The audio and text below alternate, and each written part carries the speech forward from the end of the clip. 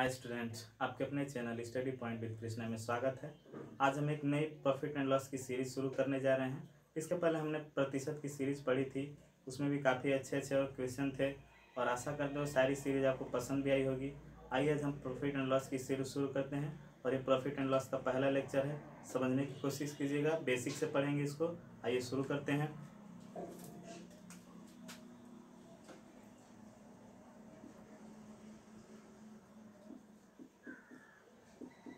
लाभ और हानि। देखिए, लाभ और हानि से क्या संबंध है। लाभ या हानि, जब हम किसी चीज़ को खरीदते हैं, बेचते हैं तो हमें लाभ या हानि होती है। तो लाभ कब होता है और हानि कब होता है? जब हम किसी मूल्य पर किसी वस्तु को खरीदते हैं और उस मूल्य से अधिक वस्तु में उस वस्तु को बेच देते हैं, तब हमें लाभ होता है। लेकिन अगर हम जिस मूल्य पे खरीदे हैं उस मूल्य से कम मूल्य पर ही बेच दें तो उसे उस समय हानि होता है। तो आइए इसको परिभाषा के माध्यम से या कैसे इसको लिखते हैं, आइए समझते हैं। देखिए, मान लीजिए क्रय मूल्य हुआ। क्रय मूल्य किसे कहते हैं? क्रय मूल्य क्या हुआ? यह वह मूल्य है जिस मूल्य पर किसी वस्तु को हम लोग खरीदते हैं। खरीदने का मूल्य है ये, खरीदने का मूल्य है ये क्रय मूल्य। इसको इंग्लिश में कॉस्ट प्राइस भी कहते हैं और इसको सीपी से प्रदर्शित करते हैं। देखिए, क्रय मूल्य हो गया, खरीदने वाले मूल्य को हम लोग कॉस्ट प्राइस बोलते हैं या इसको परचेज वैल्यू भी बोला जाता है। एक और इसका इंग्लिश में नाम है परचेज वैल्यू। दूसरा देखिए क्या होता है, विक्रय मूल्य। विक्रय मूल्य, विक्रय मूल्य क्या होता है? तो जब हम किसी वस्तु को खरीदेंगे तो आवश्यकता पड़ने पर उसको बेचेंगे भी, तो ये रहा बेचने वाला मूल्य। बेचने वाला मूल्य कहलाता है विक्रय मूल्य। इसको बोलते हैं हम लोग, दर्शाते हैं एसपी से और इसका फुल नाम है सेलिंग प्राइस।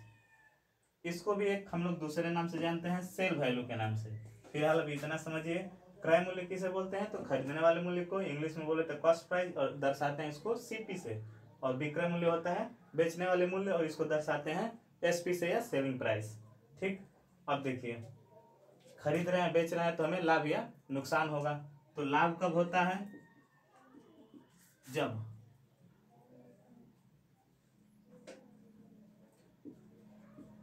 विक्रय मूल्य का मान बड़ा हो किससे? क्रय मूल्य से। इतना बात समझ में आ रहा है? विक्रय मूल्य का मतलब हुआ कि जिसको हम बेच रहे हैं, जितने दाम पे बेच रहे हैं वो दाम खरीदे गए मूल्य से कम होना चाहिए, उसको हम लोग बोलेंगे विक्रय मूल्य बड़ा हो गया क्रय मूल्य से। और उस स्थिति में क्या होगा? लाभ होता है। लाभ के बाद देखिए हानि भी होता है। हानि कब होगा? जब क्रय मूल्य बड़ा हो, मतलब हम ज्यादा पैसा में खरीद लिए, आप बेच कम पैसा में रहे हैं, तब उस समय में क्या होगी? हानि होती है। तो अभी इतना समझे, क्रय मूल्य, विक्रय मूल्य, लाभ और हानि। बाकी फार्मूला होते हैं जो हम पिछली कक्षा या 6, 7, 8, 9, 10 में पढ़ते हैं, उन फार्मूलाओं का भी काम लग सकता है। तो हम फार्मूला का एक यहाँ पे स्क्रीनशॉट लगा देंगे। फिलहाल आप इतना याद रखिए। अब हम क्वेश्चन पे सीधे पहुँचते हैं, क्योंकि हमें क्वेश्चन से ज़्यादा फार्मूले याद हो जाएंगे और फार्मूला के ही आधार पे हमें क्वेश्चन करना है। और हम लोग ट्रिकी क्वेश्चन पढ़ रहे हैं तो ज़्यादा फार्मूला का भी काम नहीं लगेगा, बेसिक थोड़ा मजबूत होना चाहिए। हालांकि अभी हम फिलहाल ट्रिकी क्वेश्चन हल करेंगे। देखिए, पहला क्वेश्चन है, कह रहे किसी वस्तु का विक्रय मूल्य इसके क्रय मूल्य का 4/3 गुना है तो लाभ प्रतिशत बताइए। देखिए, पहला प्रश्न है कि किसी वस्तु का विक्रय मूल्य इसके क्रय मूल्य का 4/3 गुना है तो लाभ परसेंटेज बताइए। देखिए, प्रश्न के अनुसार 4/3 कहाँ है, तो 3 को हम लोग मान लेंगे क्रय मूल्य और 4 को मान लेंगे विक्रय मूल्य। कुछ नहीं करना है इसमें, 3 को मान लेंगे क्रय मूल्य और 4 को मान लेंगे विक्रय मूल्य। उसके बाद लाभ प्रतिशत बताना है। देखिए, लाभ प्रतिशत नहीं भी कहता तब भी हम समझ जाते कि 3 रुपए की अगर कोई वस्तु है ₹4 में बेच दी गई तो हमेशा लाभ ही होगा। तो लाभ कितने का हो रहा है, इस पे ₹1 का लाभ हो रहा है। और लाभ प्रतिशत फार्मूला होता है, लाभ कितने का होगा, ₹1 का गुणे 100 और बटा में क्रय मूल्य। क्रय मूल्य कितना है, 3। ये क्या है हमारा क्रय मूल्य। तो देखिए हम फार्मूला भी लिख दिए, हम लोग फार्मूला भी साथ साथ याद कर लिए और सवाल भी हल कर लिए। तो 1/3 एक क्या निकल के आया, लाभ। लाभ कहाँ से निकल के आया, अभी हम लोग देखे हैं, जब विक्रय मूल्य क्रय मूल्य से बड़ा हो तो लाभ होता है। तो विक्रय मूल्य से क्रय मूल्य घटा दिए, ₹1 का लाभ हुआ ₹3 का, और 100 से गुणा कर दिए। जब इसको हल करेंगे तो 33.1/3% आएगा लाभ। पहला क्वेश्चन एकदम बेसिक सा क्वेश्चन था और एकदम आसान भी क्वेश्चन था। आइए अब दूसरा क्वेश्चन पे चलते हैं।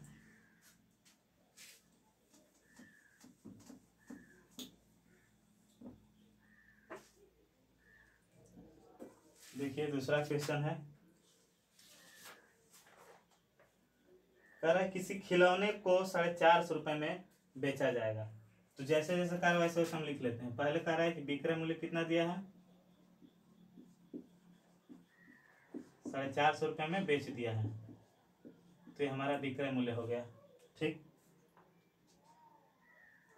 और उसी सामान को दो बार बेच रहा है। इसको मान लेते हैं विक्रय मूल्य 1 मान लेते हैं, इसका फर्स्ट विक्रय मूल्य मान लेते हैं। उसके बाद फिर सेकंड विक्रय मूल्य दिया है, सेकंड विक्रय मूल्य दिया है, सेकंड विक्रय मूल्य दे दिया है ₹320। उसके बाद कुछ कंडीशन दे दिया है। देखिए कंडीशन के अनुसार हल होगा। क्वेश्चन आप पढ़ लीजिएगा। कह रहा है कि ₹450 में बेचने पर उसको लाभ हो रहा है और ₹320 में बेचने पर हानि हो रहा है। तो ये बताया कि जो ₹450 में बेचने पर लाभ हो रहा है वो इतने पर बेचा जा रहा है, तो ₹30 अभी भी अधिक लाभ हो रहा है हुए हानि से। मतलब समझिएगा, ₹450 में किसी वस्तु को बेचते हैं तो हमें कुछ पैसों का लाभ होता है। वो लाभ अगर ₹300 में उस वस्तु को बेच दिया जाता है तो हुए हानि से भी ₹30 अधिक है। समझे, मतलब जो लाभ होगा वो लाभ इस पे बेचने पे हानि हो रहा है उससे भी ₹30 अधिक है। करेंगे सवाल, क्वेश्चन समझ में आएंगे आपको। देखिए इसमें क्रय मूल्य हम लोग X मान लेते हैं, क्रय मूल्य बराबर X मान लेते हैं। ठीक, अच्छा देखिए विक्रय मूल्य 450 और क्रय मूल्य ₹1 है। तो बताइए विक्रय मूल्य अधिक है तभी तो लाभ होगा। प्रश्न में कह दिया है कि लाभ हो रहा है, तो अगर हम लाभ निकालना चाहें तो लाभ निकलेगा कितना आएगा, 450 माइनस X। ये लाभ निकल के आया। अब प्रश्न कह रहा है कि एक बार ₹320 में बेचना है तो हानि हो रहा है। देखिए ₹320 में बेचने पर हानि हो रहा है, तो हानि निकालेंगे तो कितना आएगा, तो क्रय मूल्य हमारा X है 320, ये हमारा क्या निकल के आ गया, हानि निकल के आ गया।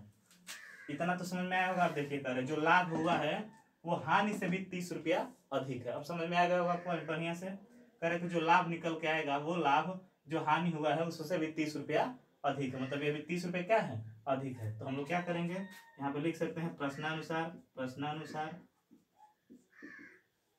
कर सकते हैं। देखिए लाभ और हानि में ₹30 का अंतर है, मतलब जो लाभ निकल के आ रहा है हानि से ₹30 अधिक है। तो हम लोग लिख सकते हैं 450 माइनस X, ये लाभ निकल के आया और अभी ₹30 अधिक है हानि से, यानी कि अगर हम ये घटाते हैं X माइनस 320 तो अभी भी हमारे पास ₹30 बच जाएगा। बस इसको हल कर लेना है।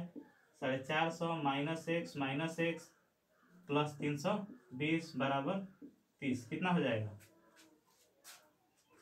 देखिए 450 माइनस 2X और ये हो जाएगा,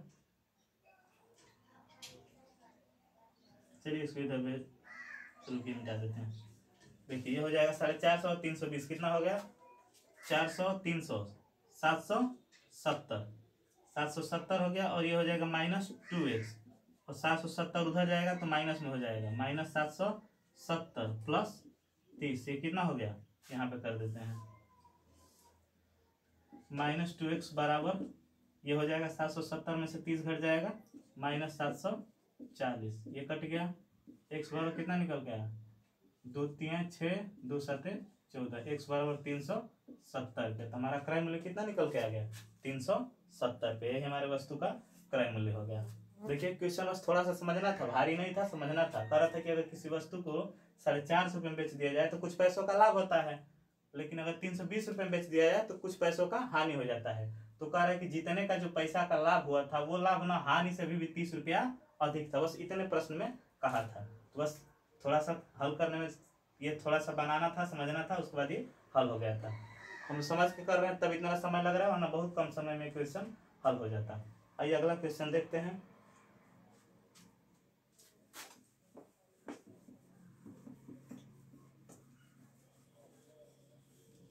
अगला क्वेश्चन भी सेम इसी तरह का है। कह रहे किसी वस्तु को 560 रुपए में बेचने पर, देखिए जैसे कह रहा है विक्रय मूल्य कितना दिया है, विक्रय मूल्य दे दिया है 560। विक्रय मूल्य 1 कर लेते हैं क्योंकि इसमें भी 2 विक्रय मूल्य दिया है। 720 रुपए में बेचने पर विक्रय मूल्य 2 दे दिया है, विक्रय मूल्य 2 दे दिया है 720 रुपये। देखिए उसके बाद क्या कह रहा है, हुए लाभ से 50 अधिक है। देखिए क्या कह रहा है, पहले इसमें भी हम लोग क्रय मूल्य वैसे ही x मान लेंगे, क्रय मूल्य बराबर x। देखिए पहली बार बेचने पर हानि हो गया है, पहली बार में हानि बताया है ना, हानि बताया है, तो हानि कितने का हुआ होगा, तो क्रय मूल्य बड़ा होगा कि विक्रय मूल्य। हानि जब भी होगा क्रय मूल्य अधिक होगा, तो यहाँ पे हानि लिख लेंगे। हानि कितने का होगा, तो x माइनस 560 का, एक ये हो गया। दूसरी बार में कह रहा है कि लाभ हो रहा है, दूसरी बार में लाभ कितने का हो रहा है, तो 50 का। लाभ 50 का नहीं हो रहा है, 50 अधिक हो रहा है, मतलब कम हो रहा है हानि से। देखिए अभी कैसे हो रहा है। लाभ कब होगा, जब विक्रय मूल्य में से क्रय मूल्य को घटा देंगे। ये 2 चीज हो गया। अब वो कह रहा है प्रश्न के अनुसार, देखिए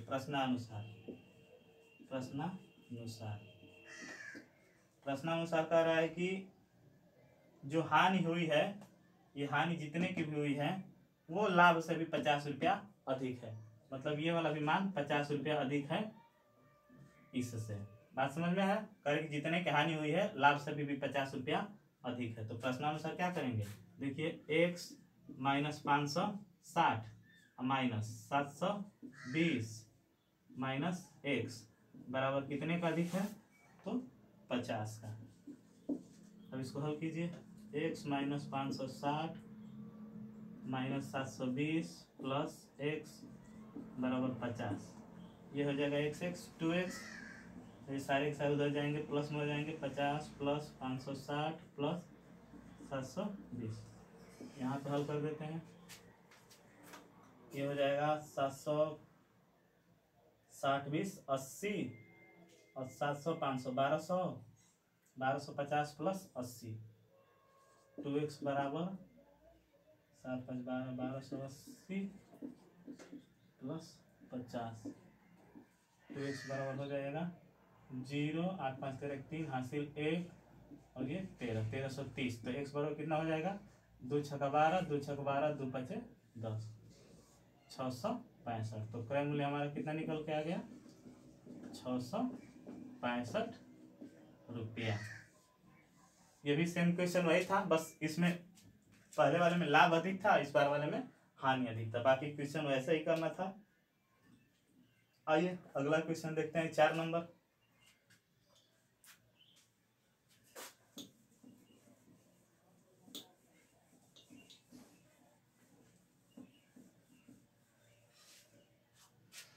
चार नंबर क्वेश्चन कह रहा है किसी वस्तु को 19 रुपया 50 पैसा में बेचने पर 30% का लाभ होता है। इस वस्तु का 40% पर लाभ में बेचने के लिए विक्रय मूल्य में कितने की वृद्धि करनी पड़ेगी। देखिए कैसे करेंगे, ट्रिक पे करते हैं इसको।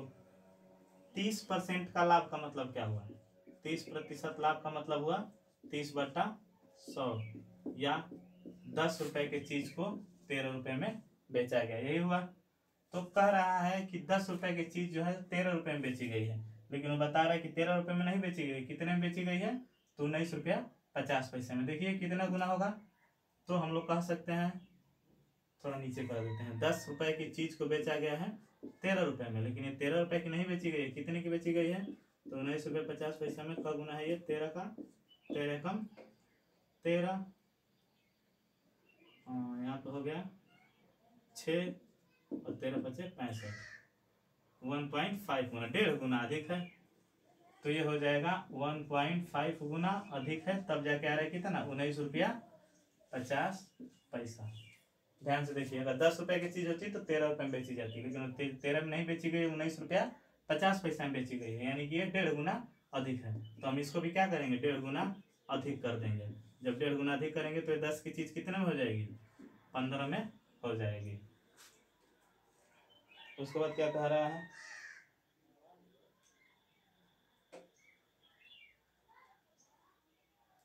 उसके बाद कह रहा है कि इस वस्तु पर 40% का लाभ कमाने के लिए इस वस्तु को कितने में बेचा जाना चाहिए। देखिए 40% का लाभ कमाने का मतलब क्या हुआ, 40/100, 2 दूनी के 4, 2 5 10, यानी कि 5 रुपए की वस्तु को कितने में बेचना पड़ेगा, 7 रुपये में बेचना पड़ेगा। मगर वो वस्तु कितने की है, देखिए थोड़ा सा समझिएगा, यहाँ पे ये यहाँ पे लिख देते हैं 40% लाभ कमाने हेतु, 40% लाभ पर 40% लाभ का मतलब क्या हुआ कि 5 वाली वस्तु को हम 7 रुपये में बेचेंगे। लेकिन देखिए ध्यान से, वो वस्तु 5 रुपए की नहीं थी, कितने की थी, 15 रुपए की थी, यानी कि 3 गुना थी। तो ये भी क्या हो जाएगा, 3 गुना अधिक में बेचेंगे, तो कितना बेचना पड़ेगा, 21 रुपये में बेचना पड़ेगा। ध्यान से समझिएगा, वस्तु तो वही है, जो ये वस्तु है 15 रुपये वही है, उसी को एक बार 30% के लाभ पर बेचा गया था, तो 19.5 रुपये में बेचा गया था।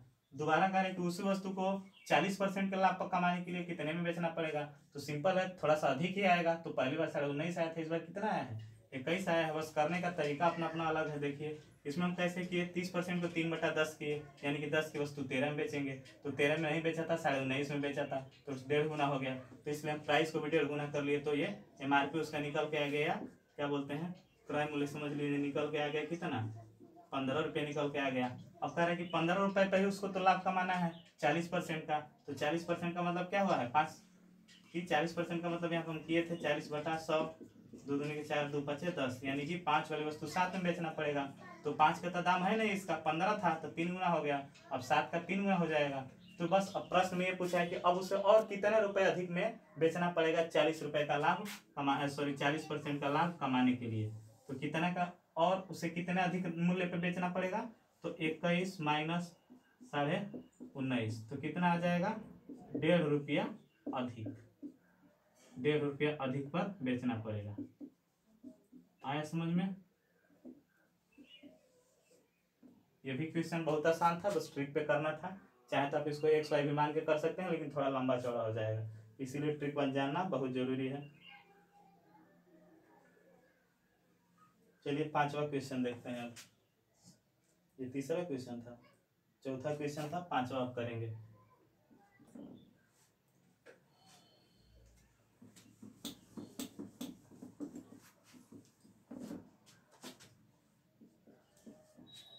देखिए 5वां क्वेश्चन कह रहा है कि एक मोटरसाइकिल को 22,600 में बेचने पर एक व्यक्ति को 13% का लाभ होता है, उसे कितने रुपए का लाभ होता है। देखिए बहुत आसान क्वेश्चन है। 13% का लाभ का मतलब क्या हुआ, देखिए इसीलिए हम लोग परसेंटेज की सीरीज पढ़े थे।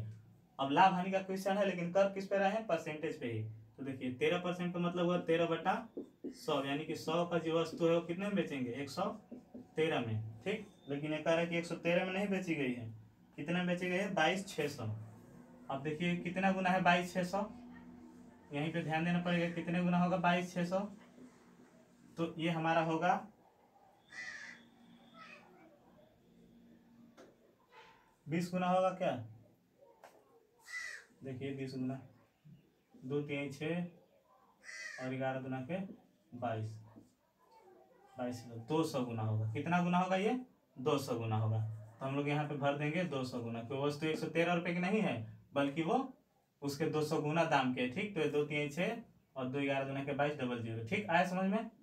वो वस्तु 113 की नहीं थी, बल्कि 200 गुना अधिक मूल्य की थी, तो इसीलिए उसका जो मूल्य प्राइस था वो भी 100 रुपये ना होकर 200 गुना अधिक होगा, तो कितना हो जाएगा, 20,000 प्राइस।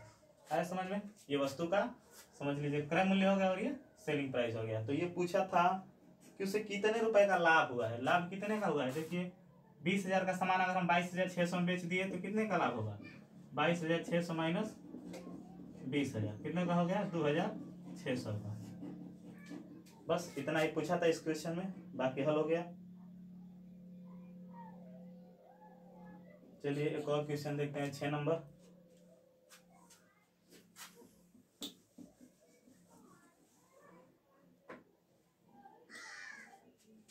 छह नंबर क्वेश्चन है, राम ने एक गाय रहीम को 20% लाभ पर बेच दिया। देखिए क्वेश्चन, राम ने गाय को रहीम को 20% लाभ पर बेच दिया। राम है, रहीम को बेच दिया। पहले ऐसे लिख लेते हैं, 20% लाभ है और एक राम है और एक रहीम है।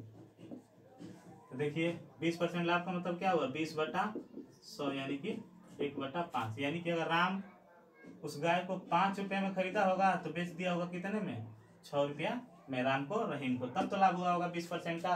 अब हम इसको समझा नहीं रहे हैं कि 5 का 20% सदैव 1 होता है। ये सब समझने के लिए हमारी परसेंटेज वाली सीरीज आपको देखनी पड़ेगी। हम यहाँ पे सिर्फ क्वेश्चन कर रहे हैं। देखिए उसके बाद कह रहे हैं आगे, तथा रहीम ने इसे रॉबर्ट को, एक इधर कोई रॉबर्ट भी है,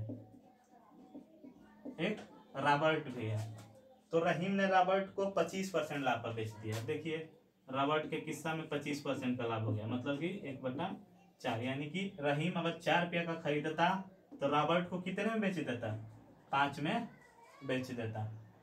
अगर आपको परसेंटेज निकालने आता होगा तो यहाँ से भी ऐसे कर करके निकाल सकते हैं, या कई तरीका है इसका यहाँ से करने के लिए। एक तो 2-3 तरीका हम दिखा दे रहे हैं आपको। देखिए एक तो हम लोग कर रहे थे परसेंटेज वाले में कि अगर ये 5 से 6 में रहीम को खरीद लिया, फिर और वस्तु का मूल्य फिर 4 से 5 हो गया है, तो कितना हो जाएगा 20 और ये हो जाएगा 30। यानी कि कहीं ना कहीं उसका शुरुआती मूल्य 20 था और लास्ट में 30 का हो गया। मतलब ये राम वाला किराया, राम वाला हो गया क्रय मूल्य, ये राम का क्रय मूल्य हो गया, और ये रॉबर्ट का क्रय मूल्य हो गया। नहीं, रॉबर्ट का क्रय मूल्य हो गया। ऐसे करेंगे तो रॉबर्ट का और राम का शुरू और आखिरी वाला होता है, रहीम के लिए बाद में निकालना पड़ेगा। अगर ऐसे करते हैं तो देखिए यहाँ से पहले एक बार कर लेते हैं। ये 30 रुपए का रॉबर्ट नहीं खरीदा था, रॉबर्ट खरीदा है 900 का, यानी कि 30 गुना अधिक का। आया समझ में? तो कहीं ना कहीं रहीम का जो क्रय मूल्य होगा वो 20 ना होके 600 रुपया होगा। एक यहाँ से आंसर निकल गया। और इस तरीका से करते हैं। देखिए इस तरीका में कह रहा है कि रॉबर्ट कितने का खरीदा है, 900 का खरीदेगा। तो यहाँ पे ध्यान दीजिए, देखिए राम और रहीम और रॉबर्ट, एक अनुपात निकालने आता होगा तो क्या करते हैं, 4×5 = 20 और 4×6 = 24 और 6×5 = 30। इस तरह से अनुपात निकाला जाता है ना, अनुपात मेथड पे कर रहे हैं तो अनुपात पे 20, 24, 30 हो गया। अब यहाँ से देखेंगे तो रॉबर्ट वाला 30 नहीं होके 30 गुना होगा 900 का, और इसका भी 20 का 20 ना होकर 30 गुना हो जाएगा 600 का। और रॉबर्ट बीच वाले रहीम का भी अगर निकालना चाहें तो 30 से गुना कर देंगे तो हो जाएगा 720 रुपये का। आया समझ में? ये हम परसेंटेज मेथड हो गया। 3 मेथड से हम लोग कर दिए। प्रतिशत वाला मेथड है, ये भी प्रतिशत में हम लोग पढ़े थे, ऐसा उस पर क्वेश्चन लगाए थे। अब एक ये थोड़ा सा देख लीजिए, इसको भी हम लोग ये विधि भी किए हैं। कैसे कर रहे थे हम इसको, ये 5 था, 5 वाली वस्तु कितने में गई, 6 में गई, और रहीम फिर 4 के हिसाब से 5 में बेच दिया। देखिए 5 से जब 6 में खरीद लिया है तब 6 वाला मूल्य 4 रुपये में तो होगा नहीं, यानी कि इसको हमको बराबर करना पड़ेगा। तो कोई एक मूल्य बराबर करना पड़ेगा। मान लीजिए इसको 12 बना देते हैं तो हो जाएगा, ये 12 हो जाएगा, और ये कितना हो जाएगा, इसमें भी 2 से गुणा करना पड़ेगा तो 10 हो जाएगा। मतलब 10 वाली वस्तु 12 में खरीदेगा। अब ये 12 बन गया ना, अब ये 3 कर देंगे तो 15 हो जाएगा। तो ये क्या हो जाएगा, 12 वाला वस्तु 15 में बेच दिया। तो बताइए कितने का लाभ हो, मतलब सॉरी ये 15 में खरीदा तो नहीं, ये खरीदा कितने में है, 900 में, मतलब कि 60 गुना अधिक में। तो अब जिसका क्रय मूल्य का है उसका आप निकाल सकते हैं। यहाँ पे कहा किसका है, राम ने कितने में खरीदी थी, राम वाला ही कह रहा है प्रश्न में, तो 600 गुना कर देंगे तो कितना आ जाएगा, 600 हो जाएगा। देखिए एक यही सवाल हम लोग 3 तरीके से किए हैं, और तीनों तरीका ही आसान है, कोई कठिन नहीं है, आप समझिएगा इसको। एक ये वाला तरीका है, उसमें यह था कि राम 5 से 6 कर दिया, फिर रहीम को कितने, सॉरी रहीम रॉबर्ट को बेच दिया है 4 से 5 के अनुपात में। तो राम और रहीम नहीं लिखना है, ये जो शुरू वाला होता है वो एकदम राम का हो जाएगा, जो आखिरी में होगा वो आखिरी वाले का हो जाता है। तो ये राम का लाइन हो गया, और ये रॉबर्ट का हो गया। बस इतना समझना है। रहीम के लिए भी बीच में नहीं निकल पाएगा। और इस वाले विधि से तीनों का निकल गया है। उसके बाद ये एक विधि है। 3 विधि हम लोग पढ़ लिए। तो एक ही सवाल को 3 विधि से किए हैं। आशा करते हैं तीनों विधियां समझ में भी आया होगा। अगर ना समझ में आया तो आप कमेंट में बताइएगा। इस क्वेश्चन को हम लोग फिर से दोबारा करेंगे और इस पर एक और क्वेश्चन रखे हैं जो हम लोग अब कल करेंगे। आज के लिए इतना ही रहने देते हैं। अगर आपको भी ये प्रॉफिट एंड लॉस की सीरीज अच्छी लग रही हो तो लाइक कीजिए, शेयर कीजिए और हमारे चैनल को सब्सक्राइब कीजिए। धन्यवाद।